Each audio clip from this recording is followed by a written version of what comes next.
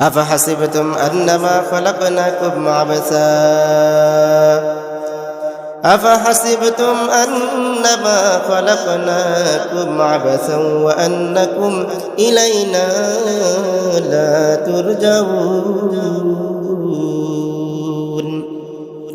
হে বনি আদম, তুমি কি ভেবেছো আমি আল্লাহ রব্বুল আলামিন তোমাকে অনর্থক সৃষ্টি করেছি? না রে যুবক, না। একদিন আবে এবং একদিন পরে আমি আল্লাহ তাআলার সামনে তোমাকে অবশ্যই হাজিরা দেওয়া লাগবে। আপনি যদি দুনিয়ার থেকে নেক আমল করতে না পারেন তাহলে কবরে গিয়ে কি করবেন? আপনি আল্লাহ তাআলা তো আমাকে আপনাকে সৃষ্টি করেছে ইবাদতের জন্য। আল্লাহ তাআলা বলেন, হ্যাঁ দুনিয়ার মানুষ, বনি আদমের জন্য ইবাদত করা কত সহজ জানো নাকি?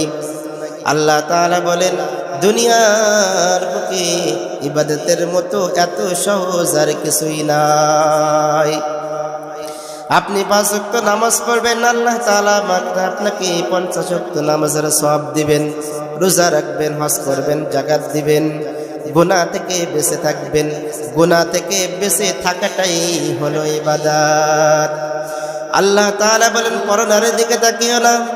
যদি তুমি তাকাও তাহলে গুনাহ, না যদি তাকাও তাহলে সওয়াব। আল্লাহ তাআলা বলেন, মিথ্যা বলিও না। যদি তুমি মিথ্যা বলো গুনাহ, মিথ্যা না বললে সওয়াব। আল্লাহ তাআলা বলেন, সুদ খেও না। সুদ না খাইলে সওয়াব, খেলে গুনাহ। আল্লাহ তাআলা বলেন, তুমি মানুষের জমি ফাঁকি দিও না।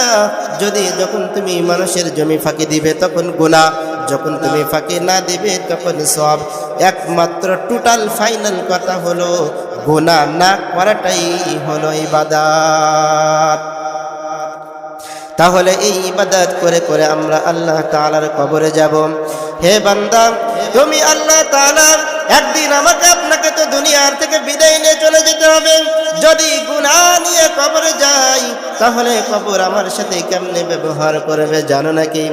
আল্লাহ তাআলা বলবেন, হে আমার কবরের ফেরেশতারা, এই বান্দা দুনিয়ার বুকে আমি তাকে অনেক নাজ নিয়ামত দান করেছিলাম।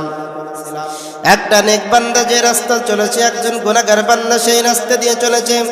একজন নেক বান্দা যে নদীর মাছ খেয়েছে, এই গুনাহগার বান্দাও তো সেই নদীর মাছ খেয়েছে।